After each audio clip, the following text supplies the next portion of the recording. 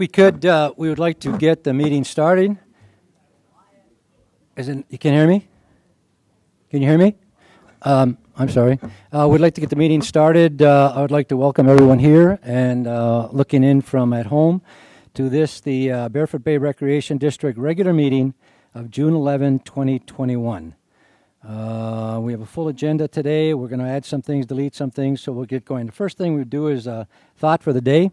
And as you all know, last week was 10, 11 days ago was Memorial Day. Had a beautiful service here. We all spent a lot of time remembering those who gave their lives for our country and in service to our country. So if we would please remember those same people, and let's just take a few moments to remember those who gave their lives for our country.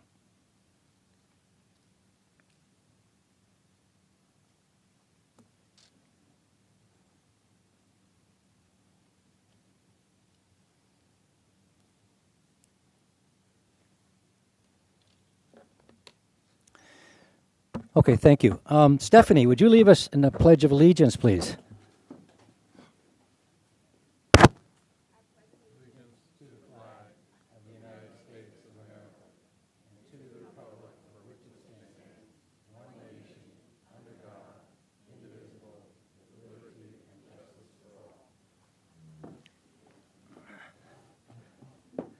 Thank you, Steph. Oh, is this on? Thank you, Steph. Roll call. Mr. Grunow, would you please lead the roll? Mr. Grunow, present. Mr. Morrissey. Mr. Nugent. Chairman Mino. Present. We also have with us today John Coffey, Community Manager. We have Stephanie Brown, our District Clerk. I saw out there Matt Getz, our Property Services Department. I saw Charles Henley, our Financial Services. Kathy Mendez, Food and Beverage. And Rich Armington, DOR, and HR. Mr. Chairman, we have a quorum. Thank you, sir. Our agenda, we have a couple of additions, and a deletion. I'm looking to delete item 9C, which is called chits. For those of you who don't know what chits are amounts of money that are deposited in golfers' accounts at the course.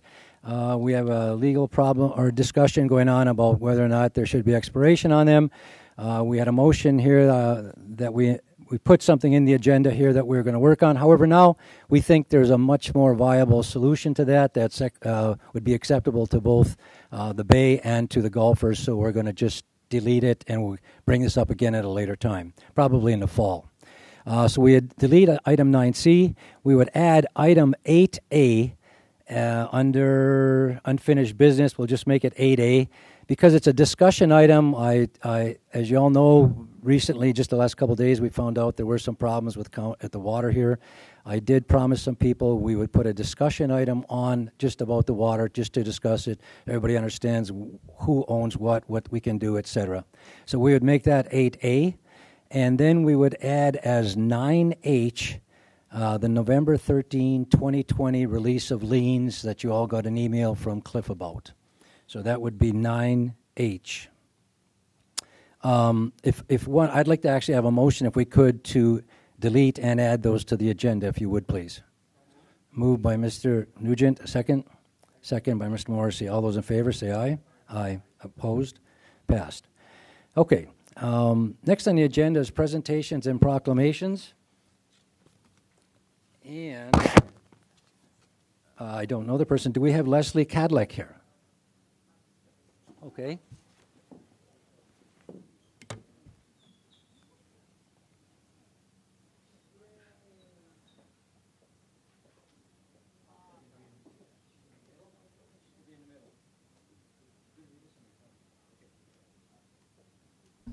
Again, oh, that's a little bit loud. Can you hear us? Oh, okay. That's a little loud. I'll stand back. How about this? This is Barefoot Bay Recreation District Employee Appreciation Certificate. Come on up here. Awarded to Leslie Cadillac. Is that how you say it? That's Cadillac? right, yep. In grateful recognition of your 15 years of dedicated and valuable service to Barefoot Bay Recreation District, we couldn't do it without you. Awarded this 11th day of June, 2021. Leslie, I don't know what you do. What do you do? I work in property services. Property services, okay? That's why Matt's standing here, okay? In addition to that, you get, look at this, you get 3, what do we call them? Mino dollars? Mino money, okay? And each one of these is equal to 1 day off for each of the 5 years you serve, so you have 3 days off. Congratulations. Thank you. Hold it up for a Okay. picture. Speech. Yeah, you have to say at least 3 minutes worth. Matt, you gonna get in here? Come on.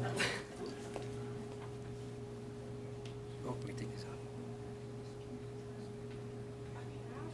Got it? Again, congratulations. Thank you. Thank you. Thank you. Congratulations.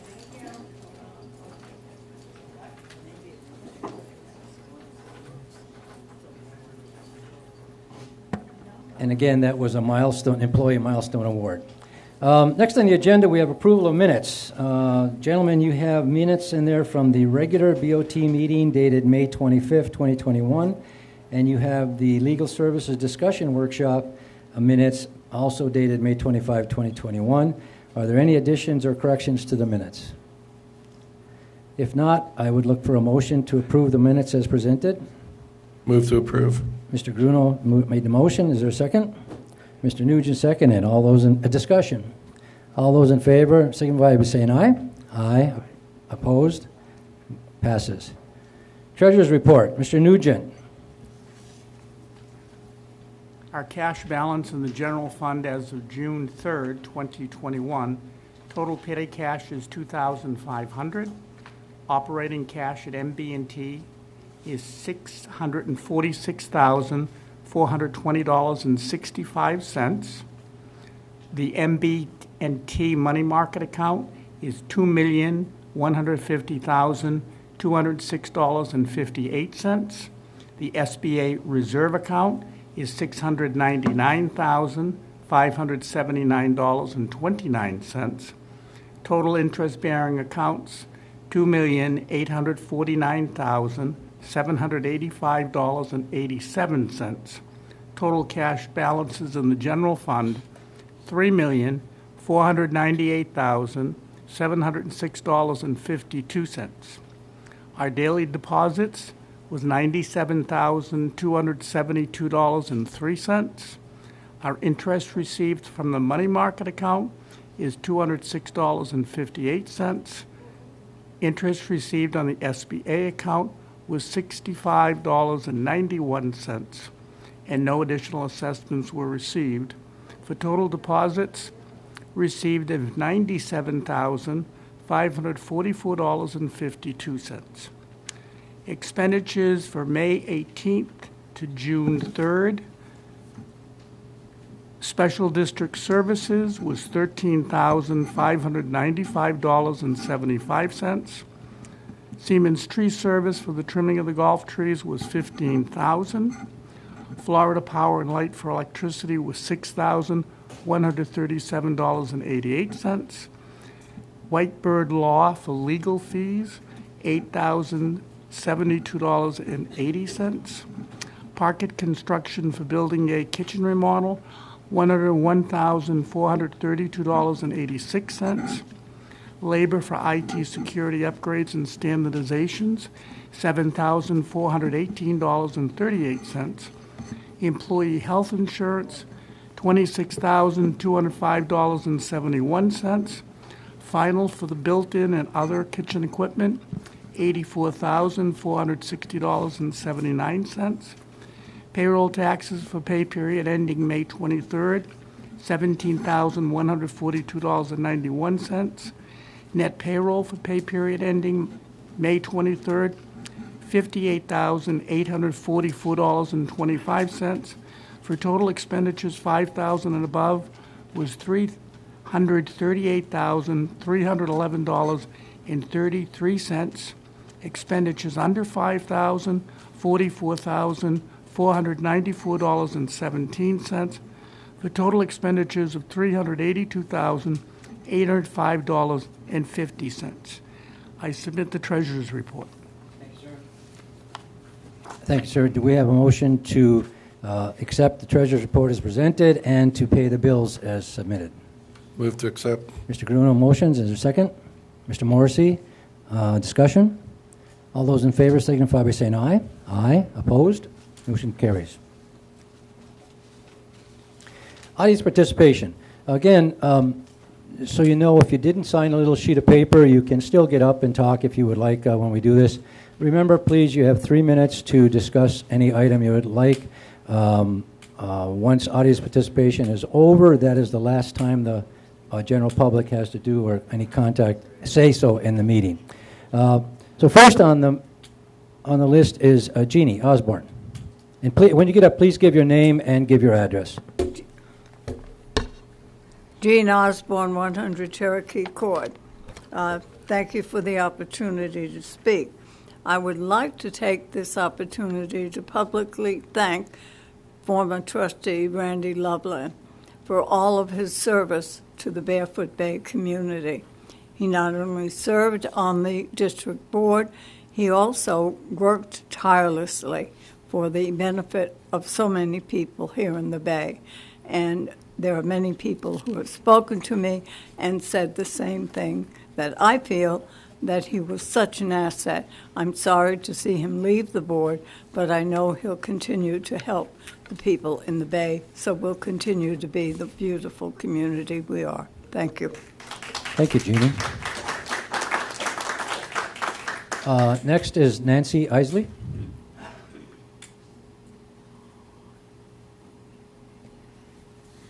Nancy Isley, Barefoot Boulevard. We had a man on the board that used to say that he wanted to see us be a kinder, gentler community. 2 months ago, we had a man in here that was concerned because the sheriff had come because his boat was too loud. Last month, we had a lady in here crying because she owned 3 dogs. I'm a little disturbed because it appears that you're picking on my friend who lives at 846 Hawthorne. We got a notice from the DOR. There was a cart that was on the lawn. They came around, and the man was there, and he told him they parked it on there under the tree because it had a flat tire. They were waiting for the tire to come. He'd be out of there in a half hour. 2 days later, we got a notice citing that. It was gone. There was one that had a truck parked in the same area. You didn't know that, I know, but he had come home from the hospital. He'd been in the hospital, and on the way home he shopped. He can't lift more than 10 pounds, so he parked there so he'd be closer to the door to carry in his groceries. Again, it was gone in a short time, certainly before they got the notices all made up and sent out. The thing that is most egregious to me is the fact that you've put up a fence across the street. Everybody on Barefoot, almost every house on Barefoot, on Hawthorne Circle, parks their vehicles over on the grass across the street, including this one. You put up a fence, and that fence only went as far as his property. It didn't go up the whole street where everybody parks, just on this one.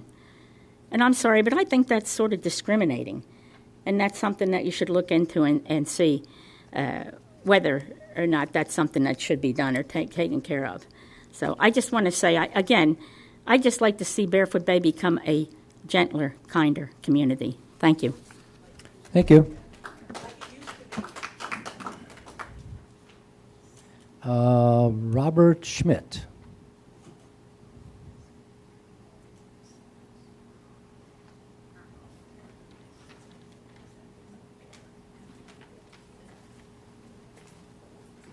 Hello, board members. Thank you for the opportunity to share my concerns today. Appreciate all your volunteer work and doing what you're doing. Thank you.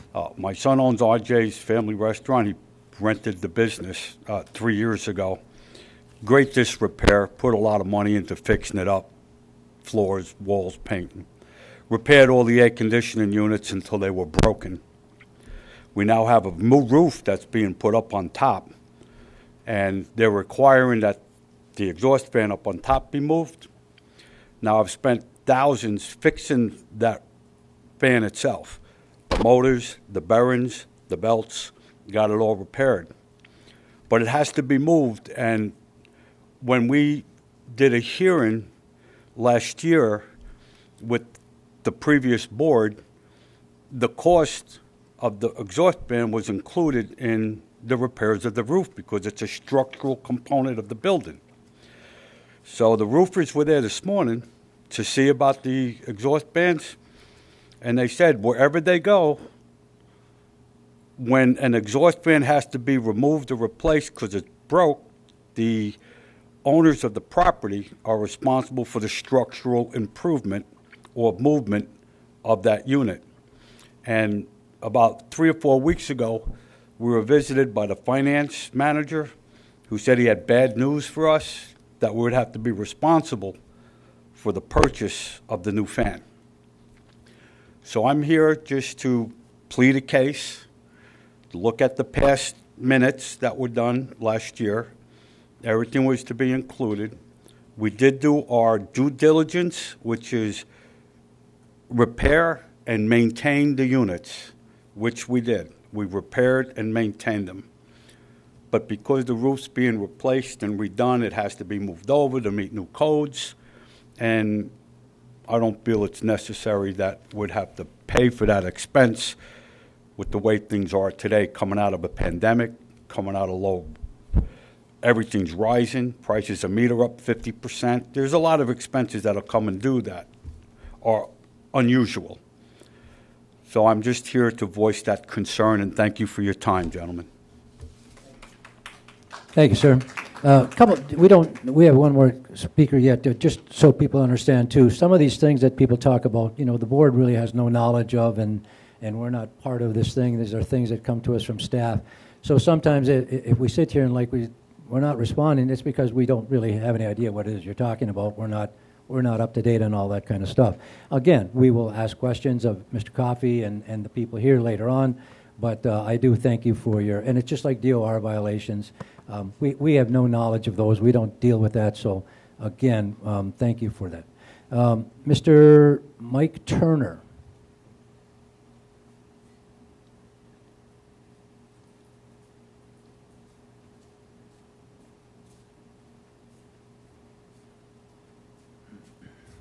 Good afternoon. My name's Mike Turney. I live at 1121 Pocatello Drive. My only issue is about the elections. I understand. I believe today you guys are picking a new trustee to take the spot of Randy. And I looked at the people that are running. 3 or 4 of them have already run for election and never got elected. I hope you're using your decision that you don't pick somebody that the people of Barefoot Bay already didn't want. Because if they ran for election and didn't get elected, you should go and look at new blood, maybe. Thank you. Thank you, sir. We also have a phone call, I believe.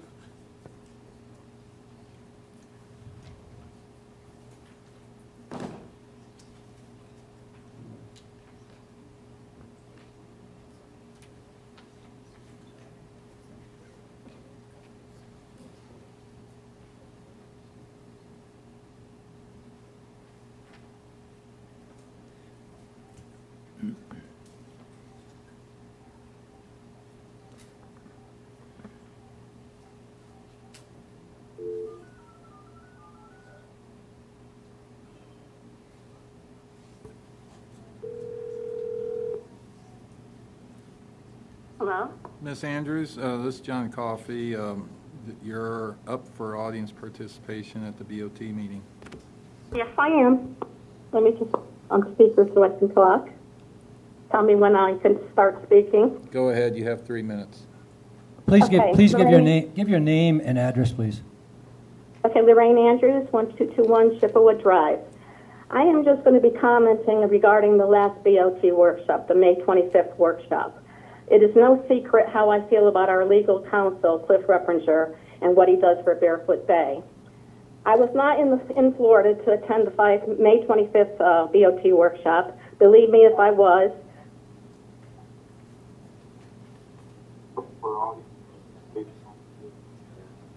Yes, I am. Only when I start speaking. Okay. Can you hear me? Yes, you need to turn the audio down in the background. We can hear the feedback. Okay. Can you hear me now? Yes. Okay. I would like to, Lorraine Andrews, 1221 Chippewa Drive. I would like to speak out regarding the 521 BOT workshop. It is no secret how I feel about our legal counsel, Cliff Repperger, and what he does for Barefoot Bay. I'm going to skip a few of my things that I wrote here and go directly to other things because my time is short. I was not in Florida to attend the May 25th BOT workshop. Believe me, if I was, I would have been up at that podium to speak in favor of our legal counsel being at every BOT meeting. I am glad that Tom Ginther went up to the podium and spoke in favor of our legal counsel being at every meeting and how Attorney Repperger's services are invaluable. I agree with Tom Ginther. I was also disgusted after watching the May 25th BOT workshop. As a homeowner, I am worried about what I heard at this meeting and where the board is going at this time. It is obvious to me that several BOT members have no clue as to how the special district, Barefoot Bay, is run. How many members of the board have gone to the two-day conference on special districts and the Florida Sunshine Law? I know Randy Loveland and Joe Klosky did, but they are no longer on the board. Other BOT members should be attending this conference. In the contract, the legal counsel that Attorney Cliff Repperger be at every meeting. Of course, there may have been one time that he could not be there and he sent a legal representative. Attorney Repperger has been our legal counsel for 14 years and knows Barefoot Bay and what this community has been through over 14 years. He knows the problems that the Bay has gone through and he knows the law. I do not like the way Mr. Maino interrogated Attorney Cliff Repperger in the BOT workshop. Mr. Maino did not speak to him when he asked questions. He interrogated him as if Mike Maino was superior to our legal counsel. Well, in my book, he is not. To constantly repeat that he was superintendent of schools does not impress me. I do not care what his job was previously. I guess my comeback would have been how many lawsuits was the school board involved in when he was superintendent, and how many lawsuits did they lose? Mike Maino's arrogance is appalling to me. Since I am not a full-time Florida resident or Florida voter, these BOT meetings and workshops are the only place I can express how I feel as a homeowner.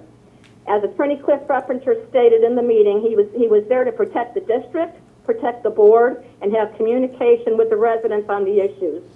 At one point on the May 25th BOT workshop, correct me if I'm wrong, Mr. Maino stated that he did not worry about what residents are going to come up and say. I want Mike Maino to remember that these are the residents of your community that elected you to this board. Homeowners and residents have the right to disagree with you and come up to the podium and speak their mind. Yes, Mr. Maino, you were superintendent of schools. Your 3 minutes are up. Please wrap up your Okay. comments. Okay, I'm going to wrap up. I think more people need to come up and start speaking at these BOT meetings and instead of just voicing their opinions out on Facebook. I think this board owes Attorney Repperger an apology, and I am asking for the BOT to put aside their egos and treat each other as equals. That's all I have to say. Thank you. Thank you. Thank you for that glowing endorsement. By the way, I had 17 lawsuits, and one went all the way to the Michigan Supreme Court, and we didn't ever lose one. So, okay, thank you. Any other people like to get up for audience participation? Yes, please give your name and address, please. Mary Miller, 906 Jacaranda Drive. Yes, election was going on. But you have to understand, this is my opinion only. If a person is running and they lose, that doesn't make them a bad person. They just lost because they didn't get enough of votes or not enough people came out to vote. Just like these meetings. People will sit back and they'll bitch and bitch. But do they come to the meetings? No.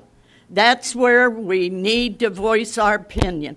Come to the meetings. That's the only way the board will understand what is going on. Thank you. Thank you. Anyone else, audience participation? Yes, sir.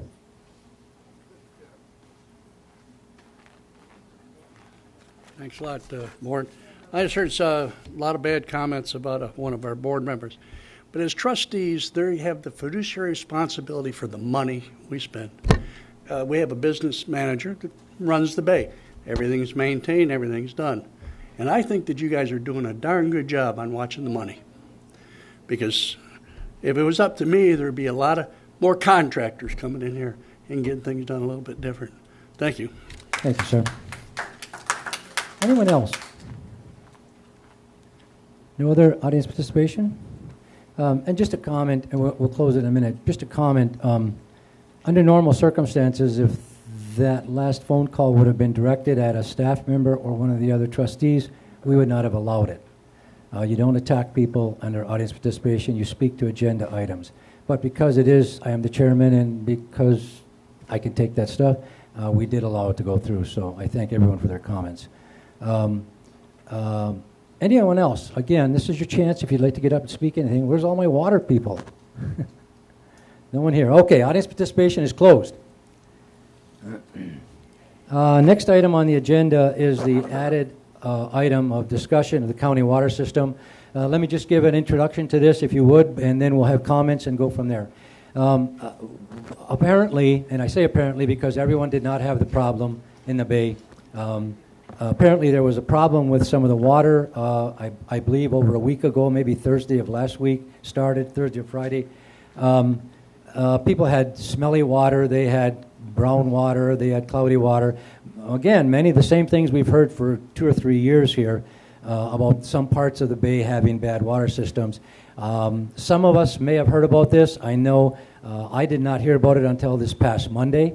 I was at an RFP meeting and somebody mentioned something about water, and I don't go on Facebook, so I didn't. Apparently it was blowing up on Facebook, but I did then get a number of people who emailed me, and again I responded to all of them and explained what the situation is and what our part in this is and what our responsibility is. But then I did agree also to put in on the agenda just so that we would have a discussion item so we could once again go over this stuff.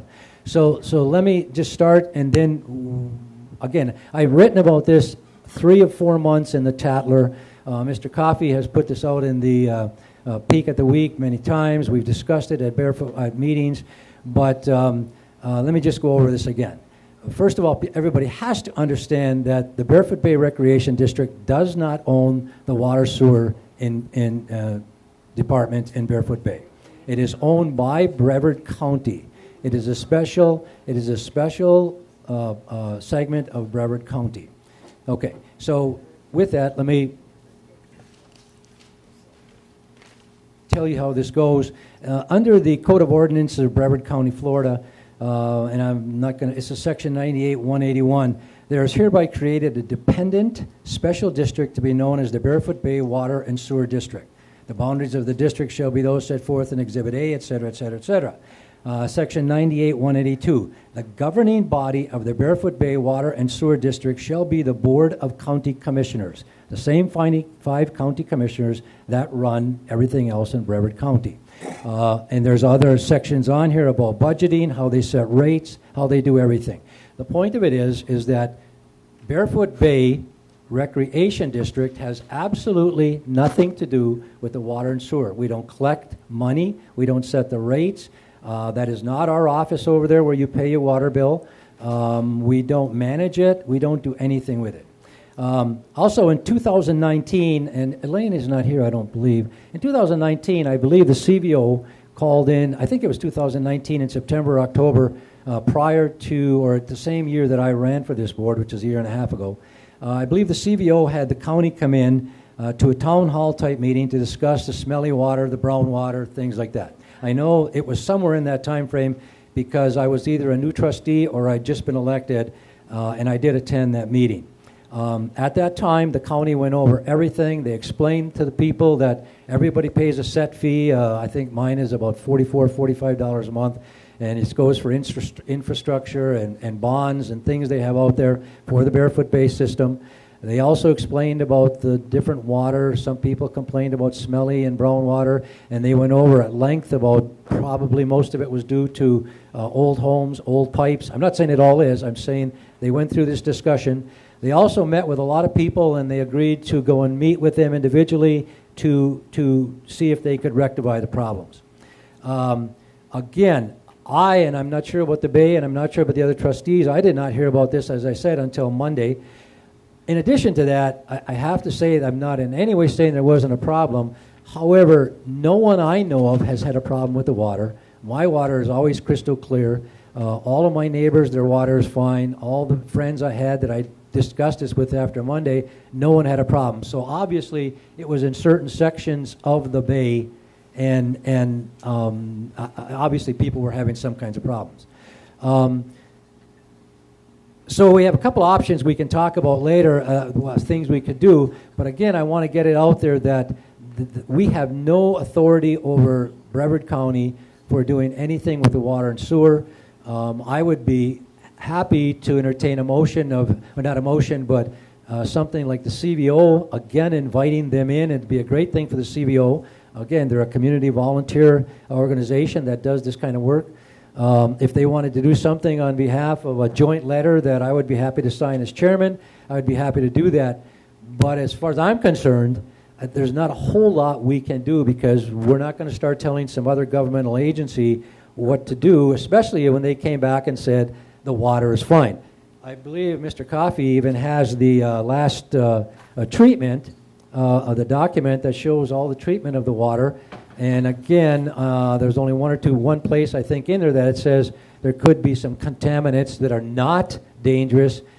Again, people talked about, I'm doing all this to get it out, we can discuss it, but people, I guess, talked about why there wasn't notification. We don't notify anybody about something. If the county says the water is safe, we're not sure, we're not going to go out and tell people it's not safe. So I understand there was a problem. The rest of the board members, suggestions, comments, what would we like to do, if anything, about this? Mr. Chairman, this is not a new problem with the Bay, with the water. It's been going on for years. Right. Unfortunately, way back 1990s or something like that, it was Bedford Bay sold the rights to Brevard County because it was too expensive to fix at that time. A little history.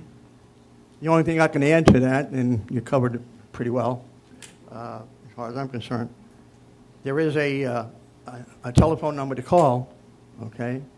There was a question, somebody asked a question on Facebook, I think it was, why didn't the community be notified about the problem?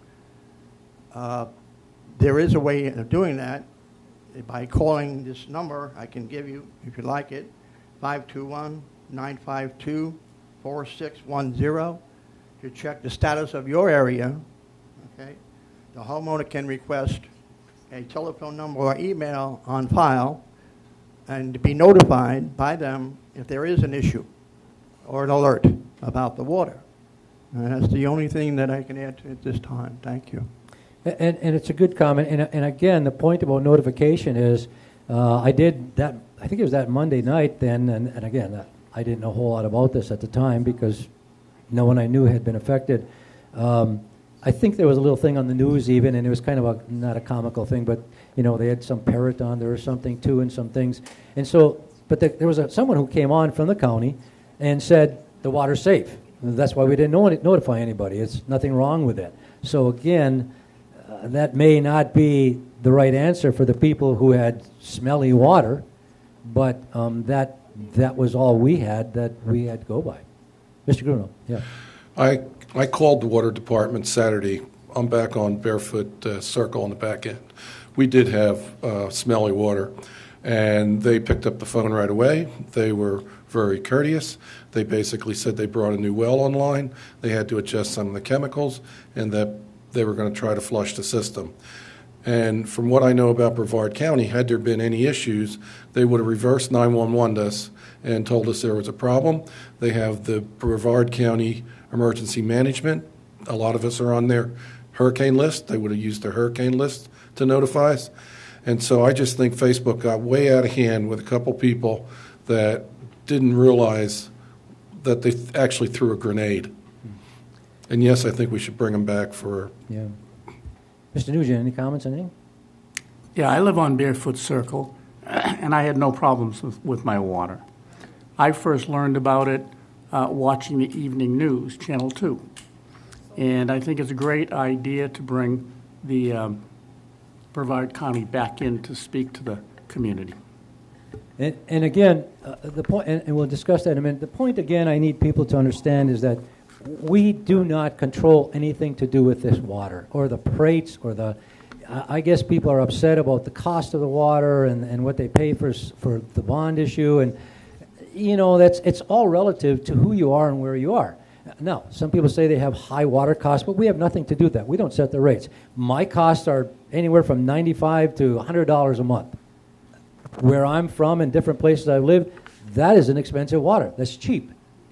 So it's all relative to what you're doing. And my wife washes clothes every day and showers every day. So again, it's all relative, I guess, and I understand people have concerns, but we do not control any of that stuff. You have to call your county commissioners because the 5 county commissioners are the same commissioners that do everything else for Brevard County.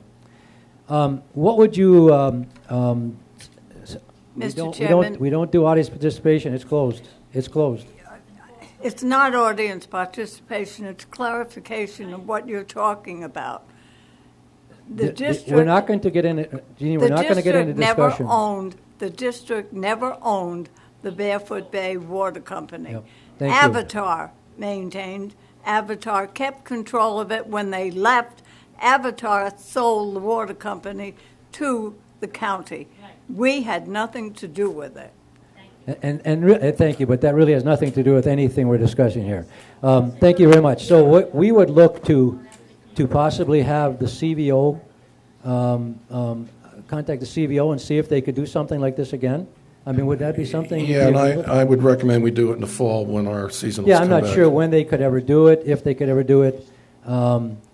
We at least it'd be something where people could come in, they could ask the questions, they could talk about rates, they could talk about their pipes, they could talk about water. I'm not sure what they will do or how they can answer that, but again, if it's okay with the board as just a consensus, I will contact the CVO and see if they would entertain something like that, and if they would like a joint letter or joint signing of something on behalf of the board also, I would do that if it's a consensus. Okay? Ms. Coffey, any other comments on this or anything? No. Anything else? No? Thank you. New business. Selection of a qualified elector to fill the unexpired term of Trustee Loveland. Would you like me to introduce this, or do you need to introduce it? Or okay. As you know, Mr. Loveland resigned from the board at our last meeting. And for those of you, I understand there were some hard feelings about that from some people. At the end of the meeting, we did thank Mr. Loveland, and I wished he and his family well, and I think I mentioned that he would continue to be a voice for the community as he went on. We have a procedure for selection of the candidates of trustees. I will first of all read the people who have sent in their letters. Mr. Hurl Brinker, Edward Geyer, Steve Diana, Bruce Amos, Paul Preston, David Wheaton, Martin J. Petro, W. Eric Michalowicz, sorry about that, and Robert Warren.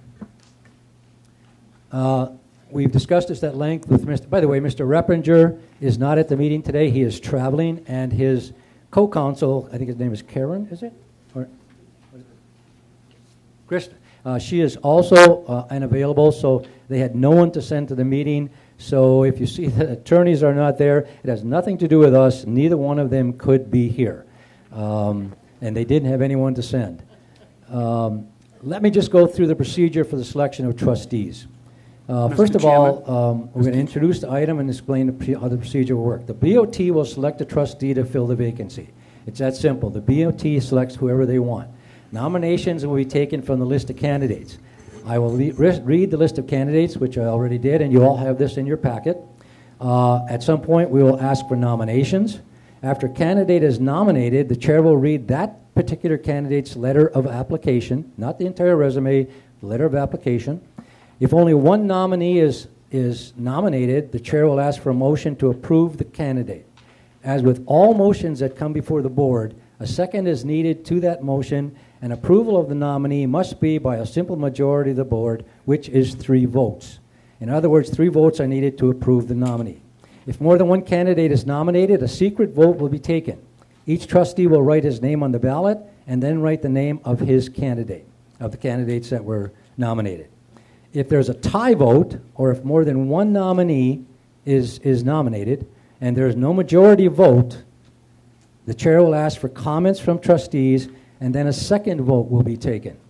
If there's still no majority of vote, the process will repeat, and a third vote will be taken, etc., etc. If there's still not a majority, the board can decide to hold another vote, postpone the selection until the next meeting, choose some other means of selecting a candidate, etc.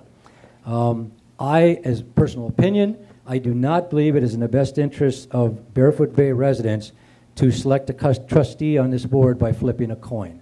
I just think that does not say much for a thought given into getting someone on this board to represent the people of Barefoot Bay. So, any questions about the procedures? We'll accept nominations, and you do not have to second a nomination. It's just simply a nomination. Mr. Nugent, yes, sir. I would like to make a motion to close nominations. Close them? What do you mean? How do we close? We haven't nominated. No, meaning the list of people who have applied. Well, I don't know if we need that or not. I think we're not going to consider any other candidates. So, okay. I read that the first thing we would do is I have to get this out just a moment. Okay. The first thing we would do is that I would ask for nominations. Mr. Gruno. First, I'd like to thank the 9 residents that applied. Appreciate your community spirit. Chairman Mino, in order to fill Mr. Loveland's unexpired term, I would nominate Bruce Amos. Thank you, sir. Mr. Chairman. Just 1 second. Let me hold on. Bruce Amos. I've got a lot of paper here. Bruce Amos. I know him also. A very good man. Dear Ms. Brown, please accept this as my letter of application for the vacant trustee position that exists on the Board of Trustees. I am a current full-time resident of Barefoot Bay, having lived and participated in Barefoot Bay activities for the past 10.5 years.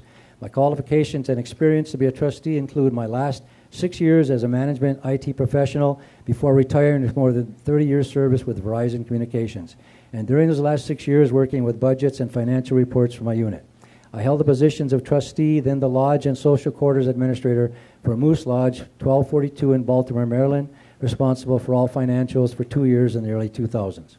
I enlisted in the Coast Guard Reserves in 1971 and was honorably discharged in 1977.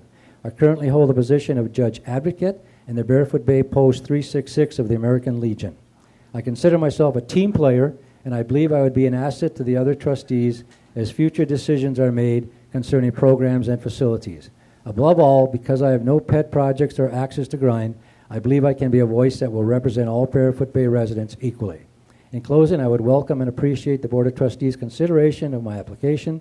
If I am given the chance, I will do my best to work with the other trustees in representing all residents of Barefoot Bay. Thank you, Bruce Amos, 901 Jacaranda Drive. All right, any other nominations? Mr. Morrison. Yes, I'd like to nominate Harold Brinker. Harold Brinker. Yeah.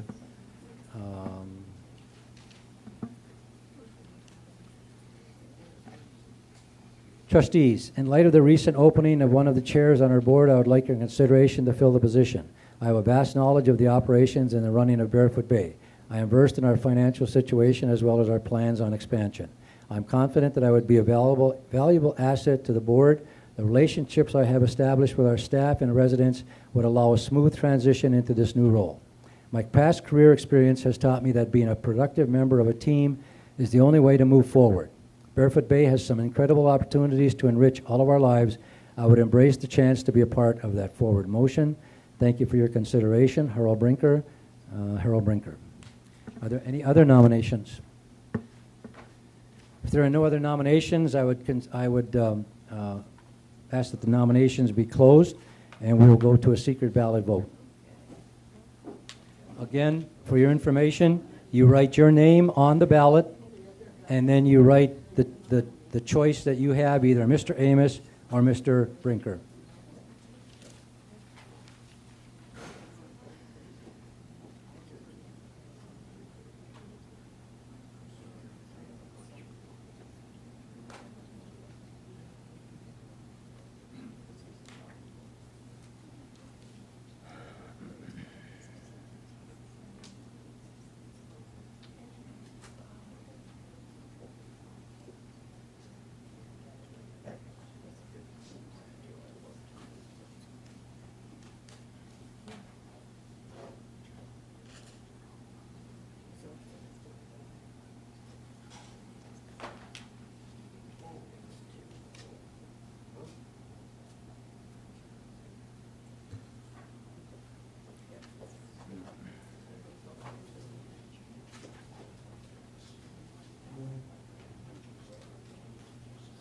Steph, can you handle this?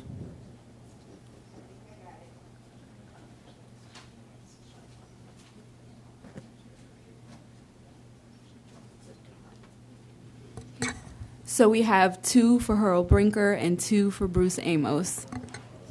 Okay. If you would rip those up, or I don't rip, you have to keep them. Yeah. Okay. Okay.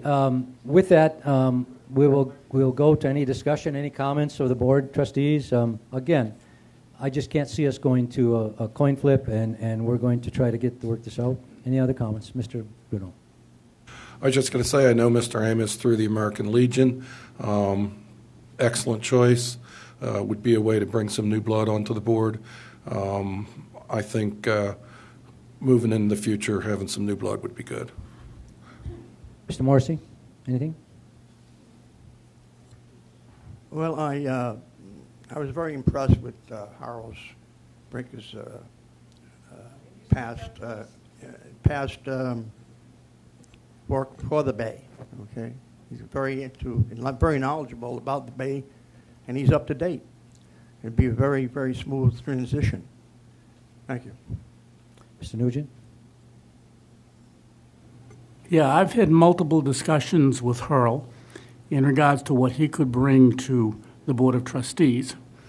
And if he can bring the same commitment and dedication, which I'm sure he will, to the Board of Trustees as he does for the Violations Committee, the ARC Committee, I think that Hurl would be a wonderful candidate and a great board member to work with. Thank you. Again, it's very difficult to do this because all of these people are showing an interest in trying to help the Bay, and you don't want to do anything and make it in any way think we don't appreciate their effort to try to help.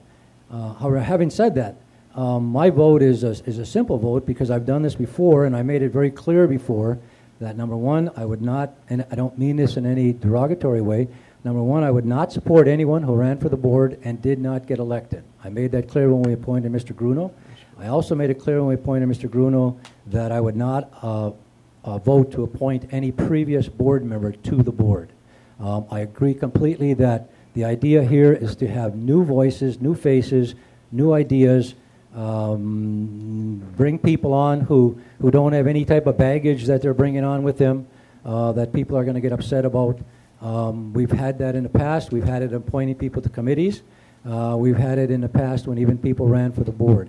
So again, I adamantly will not support anyone who did not win an election or served on the board before. Having said that, and that's whether it's right or wrong, that's just my feeling about this. Having said that, we need to take another vote.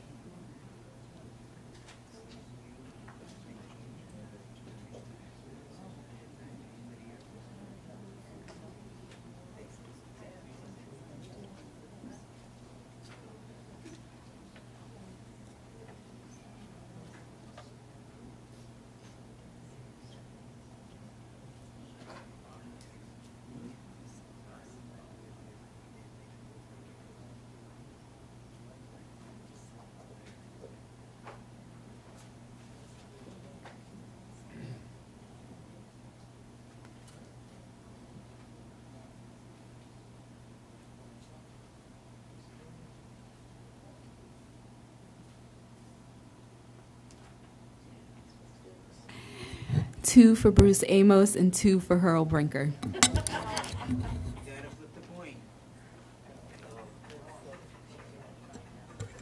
Again, we can discuss, or we could take another vote. Any ideas from you of what we should do?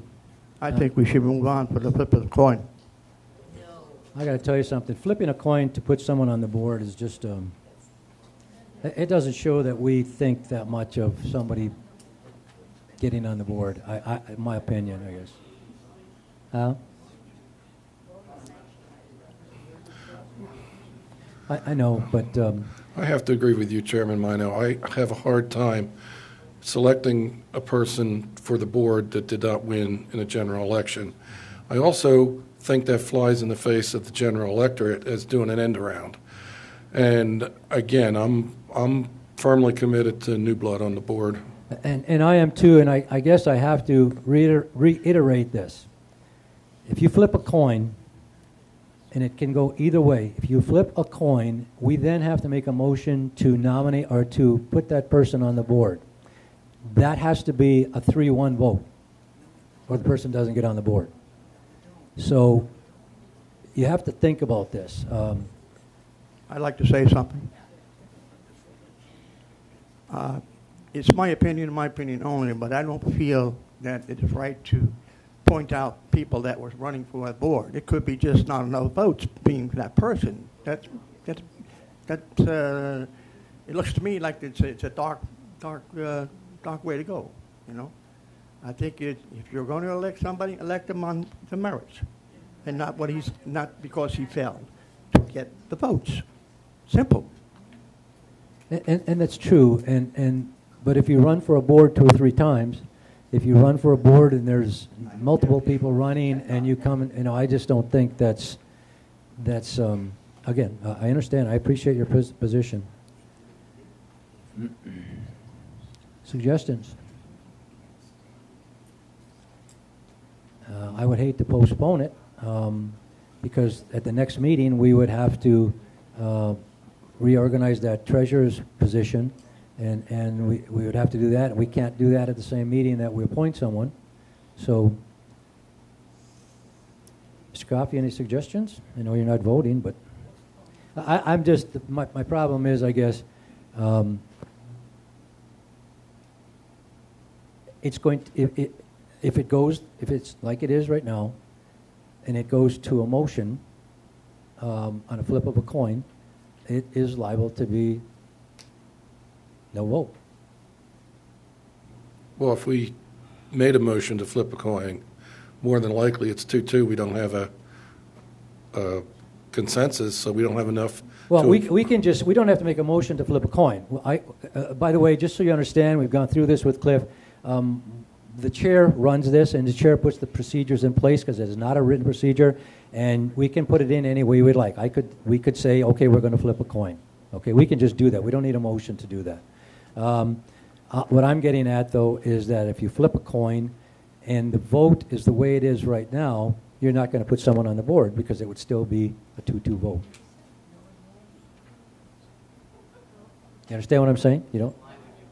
In order to put someone on the board... If you flip a coin, you have to state what it's for. No, yeah, exactly. You would understand what I'm saying. If you flip a coin and let's say Mr. Amos won, all right? We then have to make a motion to put him on the board. No, you don't.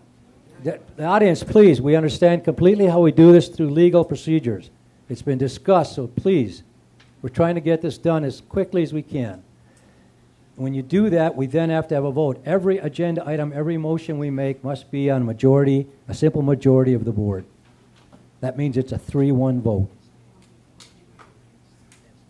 Do you understand what I'm saying? I have a comment, I guess, if I could. What's that? I'm sorry. I have a comment, if I Sure, could. yes.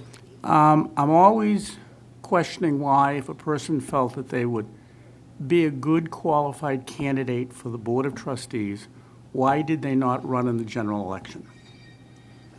Yeah, and I can't answer that. I suppose people all of a sudden just get the interest. I never ever thought of running for the board until all of a sudden one summer I said, maybe I can help out there or something, and it was just something I thought I would do. So I can't answer that question for people. And number two is, that if there were in fact a coin toss, I would be supportive of the person who wins the coin toss.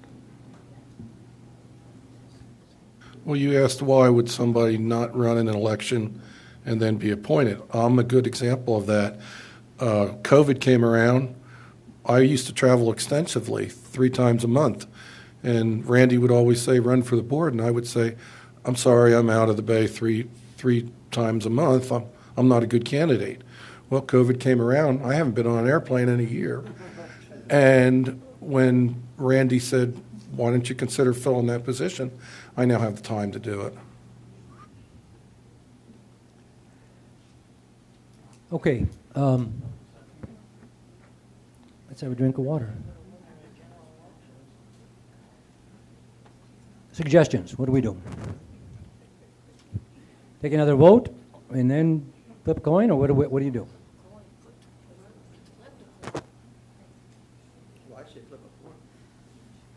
Mr. Gruno. I'd say delay a week and give it some thought. Delaying it a week is difficult, though. That's, till the next meeting, because that would.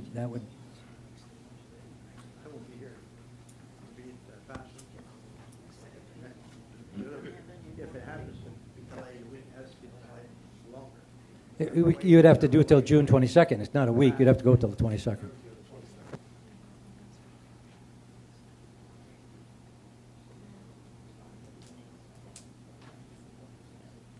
Steph, let's do one more. We'll do one more vote.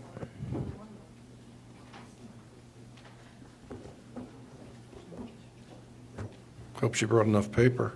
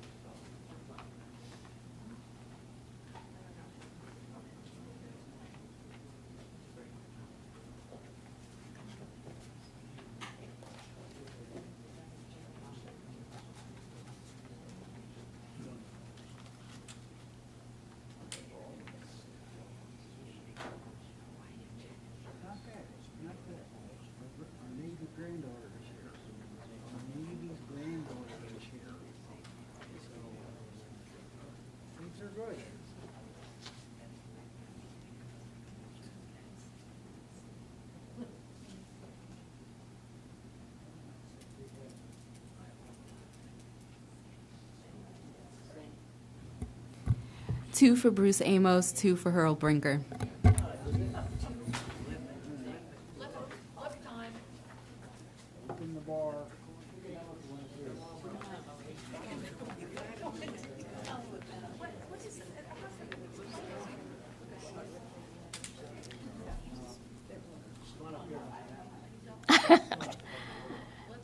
Just as a point of clarification, flip of the coin is an acceptable method. I served for 8 years. After a flip of the coin, my opponent, who also was named Louise, said she won because I got the call.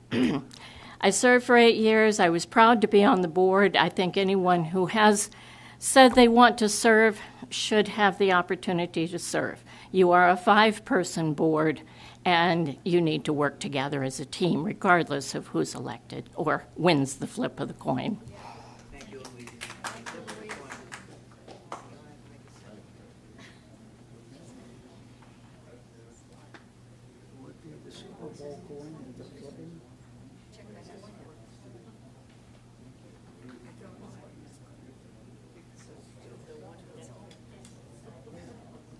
It's the Super Bowl coin. Okay, we have y'all just hold up for a minute. We have a coin. We're going to flip it. I understand, Louise, I appreciate your comments, but I think it's a terrible way to do it. Just absolutely. We have heads here is going to be Mr. Amos, and Mrs. Heads, Deputy Heads, Mr. Amos, and tails here is going to be Mr. Brinker. Mr. Coffey is going to flip. You can just let it go on the ground, or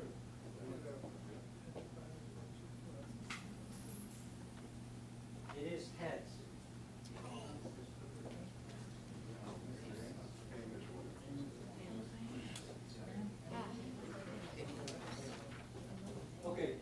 Excuse me. Okay.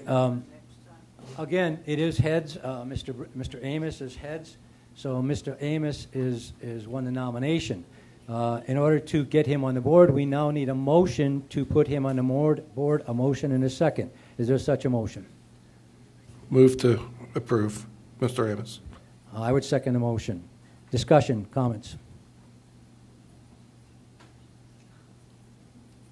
No other comments? Okay. And again, remember, folks, it must be at least a three-member vote. All those in favor of Mr. Amos going on the board, say aye. Aye. Opposed? Aye. 3-1. Mr. Amos is the new a new trustee to replace Mr. Loveland. And thank you, everyone, for that. That is not an easy thing to do. I apologize for all of that. That is not easy and not good for people when they're trying to get someone on the board. And unfortunate, that's all we had to go with. So thank you. We will, at the next meeting, we will do a short reorganization of the board. Until that time, Mr. Nugent is acting treasurer, and he will sign checks. Correct, Jim? And we will then reorganize nominations for treasurer, et cetera, going down, okay? Request for use of shopping center space. You all had that in your, Mr. Coffey, do you want to introduce it? You all have it in your packet. This is from Paradise Planners. I asked Paradise Planners, Sue Hill, to come up and make a short presentation. I think she gave you a packet in your either agenda or she gave it to you individually. I told her to make a short presentation, so she will. Quick. Thank you, Sue. Go This ahead. is because he knows I'm long-winded. Good afternoon, Hold on gentlemen. 1 second. If people are leaving, let them leave. Oh, okay. Where's Frank? Okay, thank you. Go ahead, Sue. Good afternoon, gentlemen, Mr. Coffey. Paradise Planners would like your consideration this afternoon for allowing our club to use the small storage space between Holy Cannoli and RJ's restaurant. In the last 2 years, Paradise Planners has become an event planning business, not business, club in Barefoot Bay. I hate public speaking. My husband and I built a storage unit behind our home in hopes that it would be enough to store everything that we need to be able to run Paradise Planners. Unfortunately, it is not. We have reached out to several clubs trying to find some extra storage space, and we turned up nothing. I truly believe that there's a want and a need for Paradise Planners to succeed and to be a part of the community in Barefoot Bay, and therefore that's why we're asking for this space today. Should I leave it open for questions? Or Sure. Thank you, Sue. Okay. We'll just go from there. Just hang on just for a minute in case they have a question. Absolutely. Okay? Again, you have the packet in front of you. You have the information there. We're talking about the area that they call the vault. You also have a letter. I believe they have the letter from Frank, right, saying that he does not have a problem with them going in to use that storage area because they had first chance at this, and he would allow that to go in. He would not object to that. Again, I don't have his letter here somewhere. I have it saying that if they go out again, then it would go back to the way it was with them having first choice. Any questions or comments or anything about this? First of all, to get this on the agenda, and then we'll ask Sue questions. The staff recommends that the BOT authorize General Counsel Rebinger to draft a no-cost lease with Paradise Planners for exclusive use of the vault, building number 2, part of unit number 2. Authorize the chairman to execute the lease when available, and authorize staff to procure a second shipping container for records retention and purposes. We need a motion and a second to get that on, so we'll go to discussion. Is there a motion? On the question. Pardon? On the question. On the motion, Mr. Coffey, this, the organization by Barefoot Bay, your department using the vault at any time? Well, we'll get all to the discussion. We have to have a motion to discuss it first. Okay. You have to have a motion to discuss. So we need a motion to first. Just wanted a question. Mr. Nugent made a motion. Is there a second? Mr. Gruno. Okay, now go ahead and ask your sorry questions. about that. Yep. Okay. Yeah, the question was, does the Bay use the vault for storage? Yes, we currently use it as one of our 2 long-term record retention areas, and that's where, built within my recommendation, is Paradise Planners does a lot for the community, It's a largely unleasable space. We've had a few tenants want it for free or next to free, but renting it out at market rates is not plausible, because for the folks new to Barefoot Bay, that whole from the restaurant, the vault, Holy Cannoli, was built to be a bank building, and there literally is a walk-in vault in there that's almost indestructible. And years ago, before I got here, it took staff about a week to get the hinges off the door. And so they paneled over the vault, but there's actually a vault in there. I've talked with Ms. Hill. She's amenable to allowing us to, for the next 4 to 6 months, however long it takes us to get the shipping container and retrofitted, to use part of the vault, and she would use the other vault, and then when we would move our stuff out, she'd have the whole vault. If I could take time, the other thing I'd just like to point out for new homeowners or residents is this is not a unique request. The location is unique, but back of the curtains behind the trustees, there's 4 closets. 3 of them are used by clubs at no expense to them. Behind the curtains at the back of the building are a series of lockers that clubs and organizations use at no rent. We have lockers that clubs use at no rent in Building C. We have multiple cupboards that clubs use at no rent in Building A. Little Theater has a shed and a wardrobe that they use for no rent. The CVO has their space. They have half a shed at no rent. The veterans use their space at no rent. So this is not something unique. I've heard that from some residents this week, so I'd just like to put that out there to clarify that this is not a new something different for Barefoot Bay. Well, what I was saying is, what happens now with the storage space that you use? I mean, how are you going to replace it? We'd buy a second shipping container. The shipping container will come in needing to be sandblasted, painted, electric put in, window AC unit put in, and then once that's all done at Falcon, it would go out to West RV next to our other record storage. The shipping container is in the 5-year financial model as a funded project, because a shipping container is a much more safer place to store our personnel records that we have to maintain for 50 years, because short of King Kong coming along, a hurricane's not going to damage a shipping container.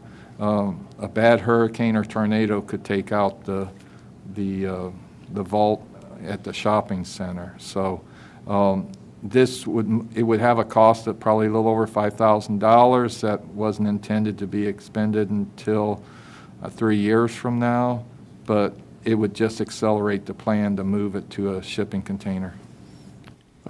I have no problem with giving the space up. I just wanted a little clarification exactly what's going on. Sure. That's all. And again, Mr. Morrissey, we have, as he said, we have one now, a shipping container now that's over in the lot, and they're going to get the same kind of thing to put in there. And it was in the 5-year plan to do this. Again, it's simply moving it up a little bit. Mr. Grunow. A couple meetings ago, we put a requirement on the CVO that they had to provide a quarterly report because they were occupying space. Are we going to have to do the same thing for this? Well, we're not giving them an office. We gave the CVO a complete office. We gave them, all we're doing is giving them a little place to put a couple tables for storage. I don't object to that, but we don't ask any of these people that have storage and all these things back here to give us any, reports. I mean, we're just giving them a little storage space for some tables and chairs.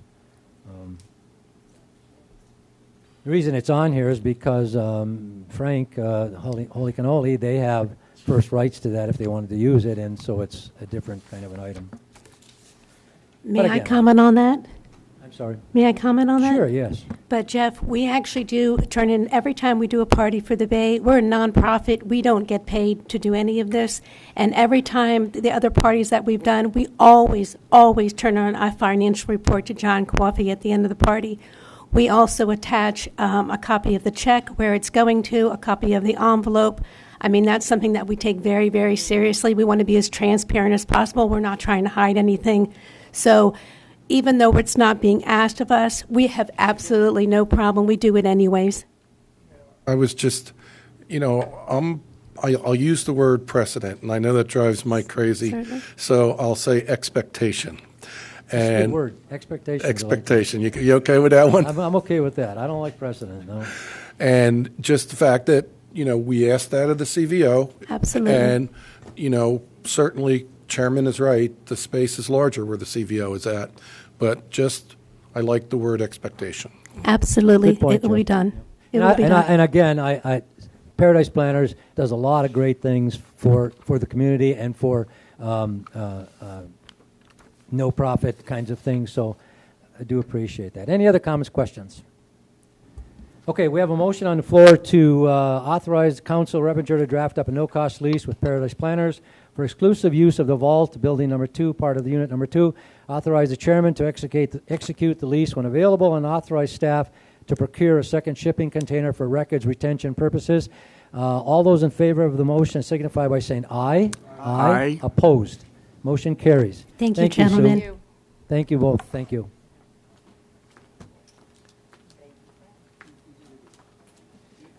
Next on the agenda, Pro Shop and softball field building roof replacements. Mr. Coffey. Yes, Mr. Chairman, trustees, residents here and at home. Within the FY21 R&M capital project are two re-roofing projects, the Pro Shop building and the building at the softball field. Staff has solicited quotes. Both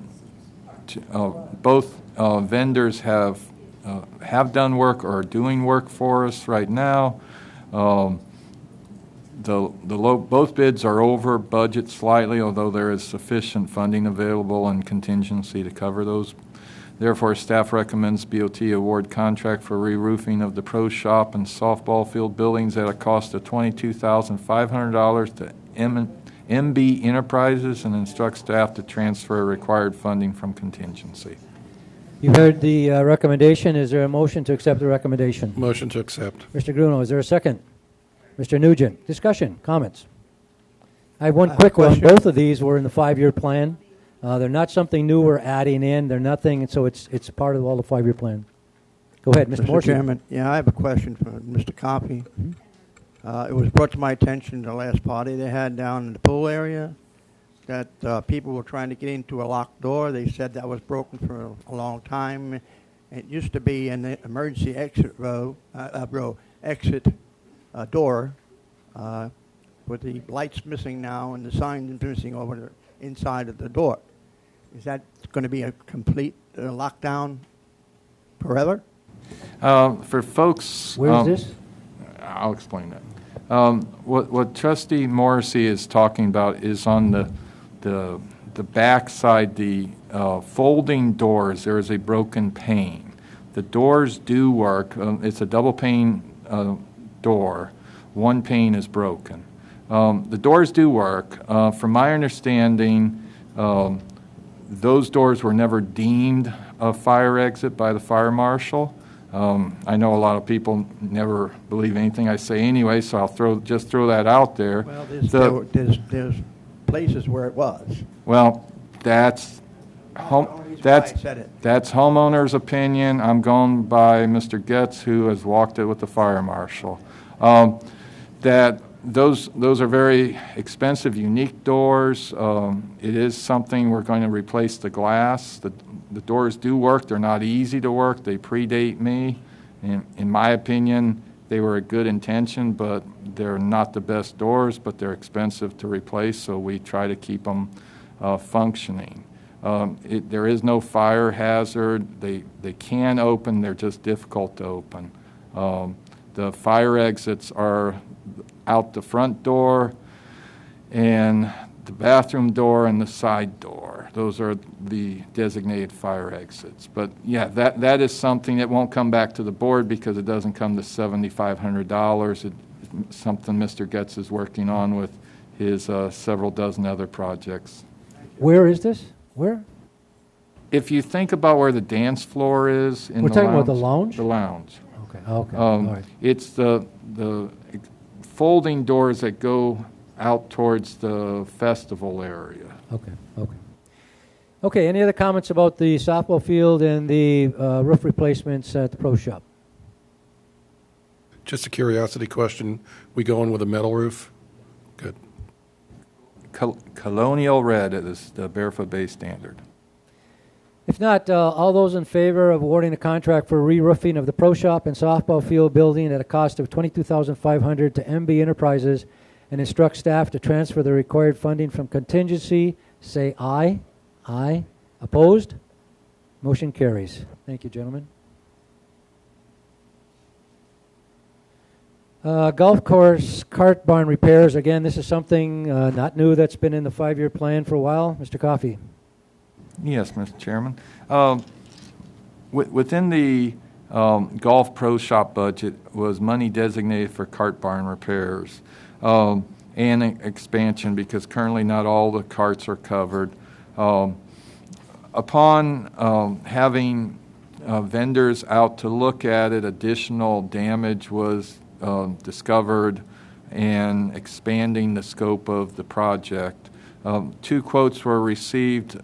One was from Endeavor Construction of $13,350 and Barefoot Bay Services close to $17,000.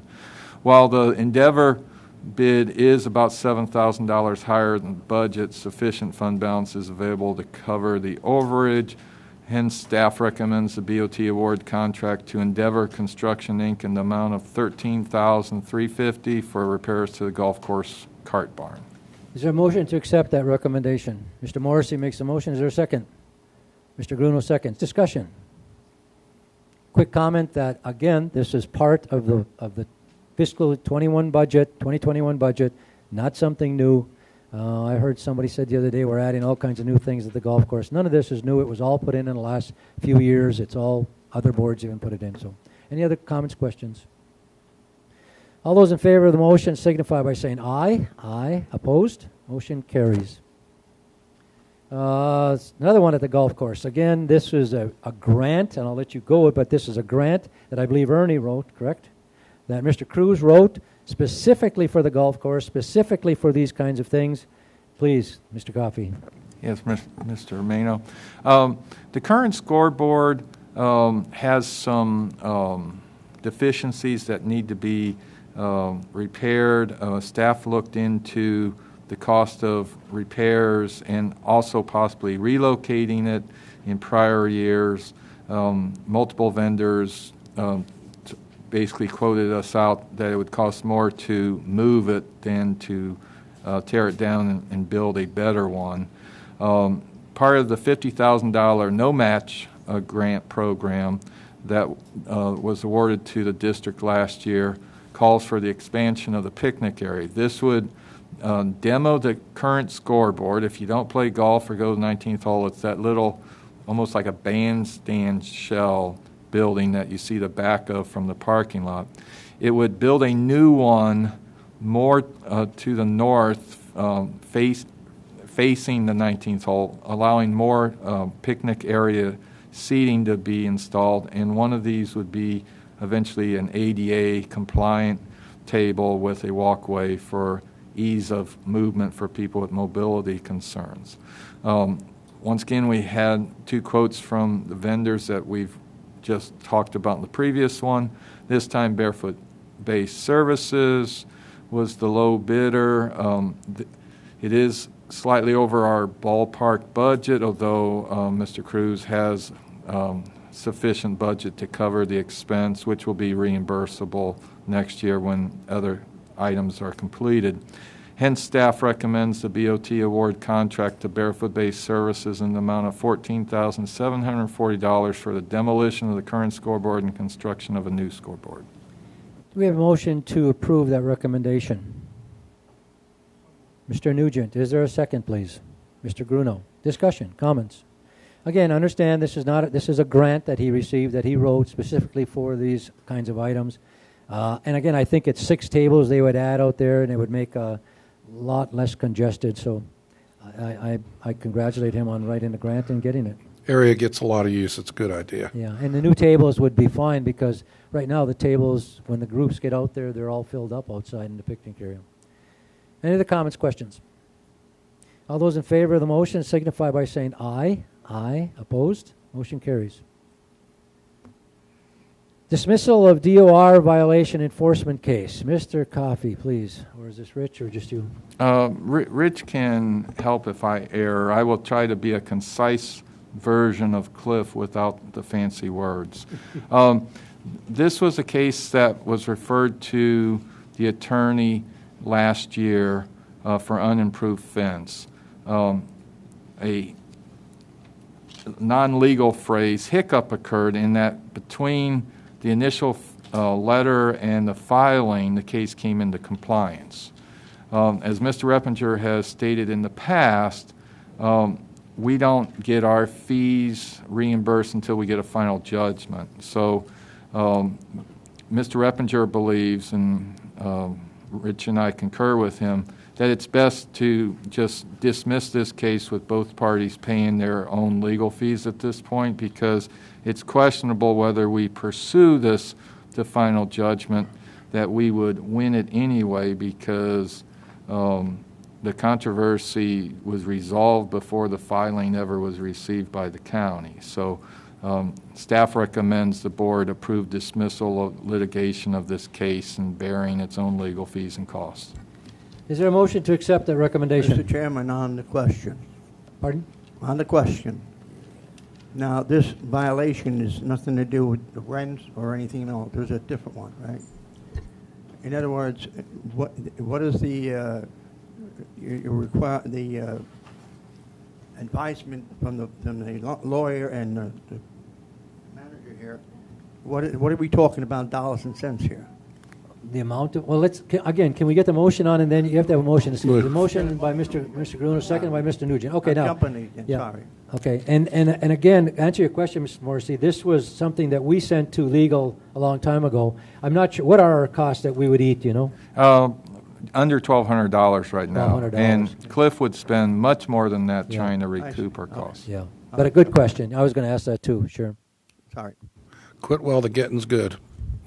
I'm sorry? I said quit while the getting is good. Yeah, and this is one of those that, you know, we had a case like this a while back, if you remember, and if we were going to go to court and continue, we weren't going to get the money anyway because they didn't have the money, so it's like you just get out when you can. Yeah. Any other comments, questions? But good question, Mr. Morrissey. Yeah. Questions? All those in favor of the motion signify by saying aye. Aye. Opposed? Motion carries. The next one is similar to that.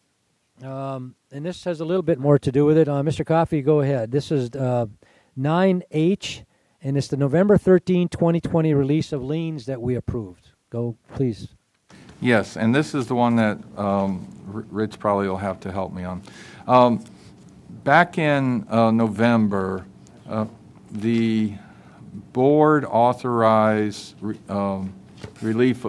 I thought you were bailing on me on this one. Yeah, he's leaving right now. You'll remember a purchaser with a Buffalo in his name and had bought multiple lots on a tax deed sale, and had requested release of the liens. That person ended up not purchasing through the tax deeds, and staff had not released the liens, waiting for him to actually purchase the properties through the tax deeds. Subsequent to that, Cliff has been contacted by attorney representing someone who has gotten one of these properties, and Cliff's opinion is that the board's action in November was to release the liens regardless of who the applicant were. There is 11 or 12 properties that this affects. There is, at this time, this one person requesting. So Cliff's recommendation, and if you don't like my Sunday law and order explanation and want a lengthy one, I can dial Cliff up. But Cliff's recommendation is to authorize us to release the lien on the requested property that this Barefoot Bay acquisition owns now, and give us direction on how to treat all the other ones. In full disclosure, I could have done this on my own, but knowing how this issue of forgiveness of liens has become a little controversial in the community, I didn't want to surprise y'all with this, and I thought it was best to get y'all's blessing. If you are inclined to go along with Cliff and I's recommendation to confirm the release of liens on all of the properties previously directed to release liens, you're not actually doing anything different but confirming your actions. This does not affect any other properties going forward. But as I said, I did not feel it's best interest for the community to do this behind the scenes without folks understanding. And again, get this on the floor for discussion. We need a motion to accept the recommendation. Move to accept. Mr. Bruno moves. There's a second. I'll second it for discussion. Okay. Again, there are two things you can do here. We did approve all of these back in November. This gentleman that came before us a couple of meetings ago, does he have all the properties now? No, he owns 8 of them. He owns 8 of them? Yes. And this attorney represents him, correct? The attorney that contacted Cliff, yes. Yeah, okay. Yeah, and if you Barefoot, remember, he a gentleman represents came Barefoot before Bay us a couple of Acquisitions. meetings ago, and he talked about all of this, and we said, well, we're not sure what you're talking about right now. Okay? Yes, go ahead. Yeah. I'm glad you're talking about this. Is the one I was talking about when I said before when I interrupted you. If you remember, he was here at the last meeting requesting the outcome of the property, you know, with the liens, okay? And the question was asked, you know, and he volunteered the answer. Of my question was,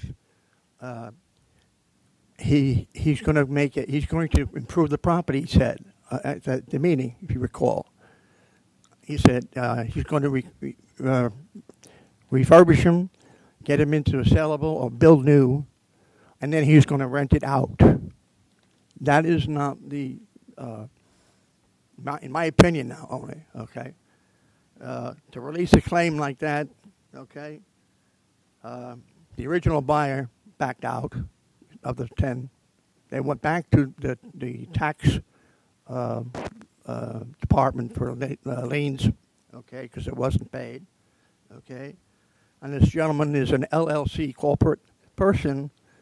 I don't know the name of it. I lost the name of it when I was looking for it, but he volunteered that information that he was going to build them, and he was going to rent them, okay.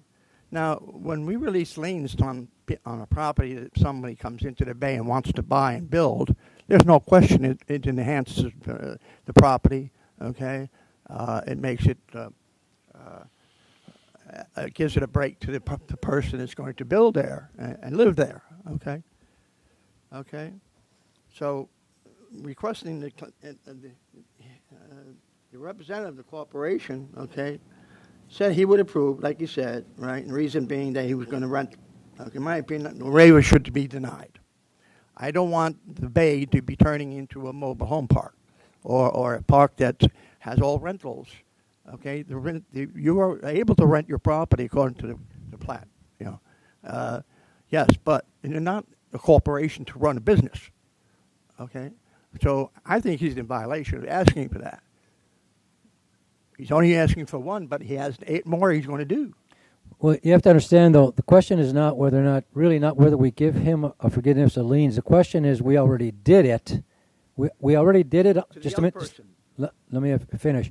The question is that we already did it, and thinking that, okay, we did it based on the person, but legal opinion is we did not do it on the person. We did it on the properties.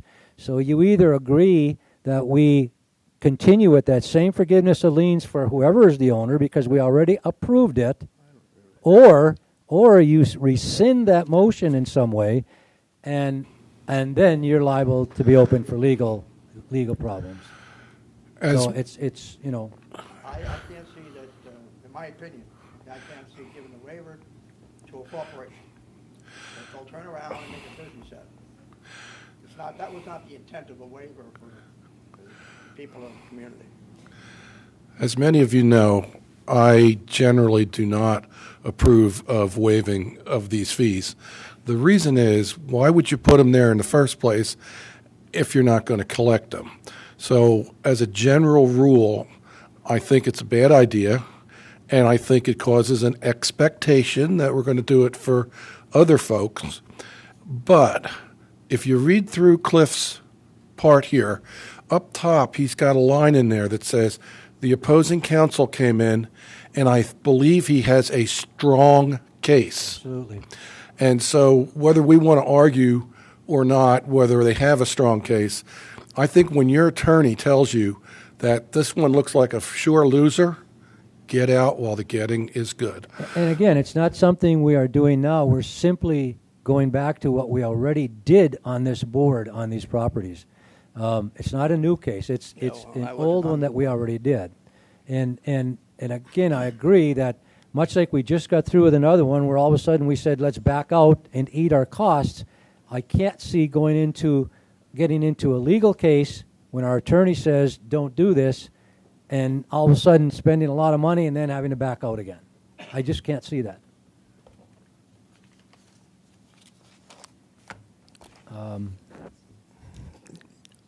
And I understand Mr. Morrissey's point about the liens, but this is not a new one. Again, and I understand he doesn't like the company, the LLC, but again, they're still going to be putting homes up, whatever it is, and you know. I understand your point. It's the idea though is that we already did it. Do we either agree that it's on the property, and go along with it, or do we say no? And I believe we would have to go back and rescind something we did at a previous meeting. Correct? So, well, Mr. Chairman, if our attorney, we went through all this stuff with attorneys, and believe me, I think Cliff does a great job. I never had anything about our attorneys. It simply was questions about our expenditures and how we use them. When my attorney tells me that, don't do this, I'm not ready to do it. is there a way, Mr. Chairman, is there any way to look at the rules and to see if this is legal, that they can come in here as a corporation and run a rental company? I have no idea. That's I don't a know. question. I don't have any idea I don't know what they're doing. That was, Generally, not speaking as an attorney, generally corporations are treated as individuals. So if an individual can rent property, a corporation can rent property.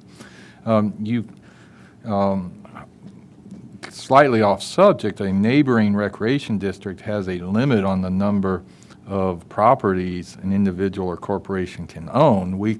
That's through their DOR. We have no such regulations. So, someone could come in and own a bunch of properties, rent them out. If you tried, the flip side of that is if you tried to limit the number of ownership, they just create multiple corporations also. So they can buy, and there's nothing stopping it. Rental rules come out of the county, don't they? 90-day rentals, they come out of the county. And I think the board is has a consensus that we are probably, we've been through this before, we're not going to look at new forgiveness of liens, et cetera, but this is somewhat different in saying that we already did it. Do we agree to continue it because it wasn't based on an individual, but our attorney says it was based on the properties? Or if you don't do that, then you have to rescind the motion we took back then in November of 2020. And again, our attorney is suggesting that if you do that, you're going to get into legal trouble and you may not win. Mr. Nugent. I would side with taking the information from the attorney and going with it. It's a tough call. I understand the questions we all have. It's a tough call because we just got through the last few months or the last few meetings saying, yeah, we're pretty much not going to go for forgiveness of liens. But this was from November 2020. Any other comments, questions? Let's call the vote and see where we go from there. Okay, we have the recommendation. It's a lengthy recommendation. You all understand it? Okay? Or I'll read it again if you want me to, but we all understand the recommendation. All those in favor of the recommendation as submitted by staff, say aye. Aye. Opposed? Aye. 3-1, the motion passes. Thank you. You can leave now, Rich. Oh, I'm sorry. Hold on. Okay, thank you very much. Tough agenda items, and I understand all the concerns and questions, and I really do. It's tough agenda items. Manager's report, Mr. Coffey. Yes, Mr. Chairman, the Veterans Kiosk is delivered and operational. Nice picture there, nice sleek design. First person who wasn't staff person who saw it thought it was a scale that told you how much it weighed, so there might be some confusion out there. Resident relations updates, ARC meeting of this last week. There were 12 consent permits on the agenda, 10 approved, 2 tabled, 11 other permits, 8 approved, 1 denied, 2 tabled for more information. Next meeting is in 2 weeks. Violations case 18 were on the agenda. This morning, 10 came into compliance prior to the meeting. The other 10 were found in violation. The next meeting is in 2 weeks in D&E. Interesting facts for May, 76 homes sold, 44 orientation sessions given, 76 residents in attendance. It's weird how it happens that way. It wasn't everybody who bought a house. There was some folks from prior months. Food and beverage, Father's Day is coming soon. There'll be entertainment lakeside, Philly cheesesteak, and Dagwood sandwiches with beer and drink specials, noon to 6. And the 50th anniversary celebration continues to tick closer. Flyers are everywhere. Next meeting, Chairman Mino will have the mother of all proclamations about the 50th anniversary to read. Property Services stays busy as always, doing some pre-rainy season ditch cleaning, met with a lot of vendors, facilitated Memorial Day, electrical work, pressure washing, staining, repairing vandalism, filling in the depressions in the ground, prepping for the hurricane season we hope we don't have, and just helping out everywhere they can at the golf course. Kids Swim inaugural event was this last Wednesday. We had 20 kids show up. They all had badges, guest passes. Golf news, the COVID Safe Junior Camp starts next week.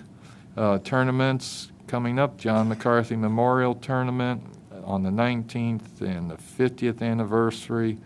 Tournament will be on July 3rd, July 17th, junior golf tournament.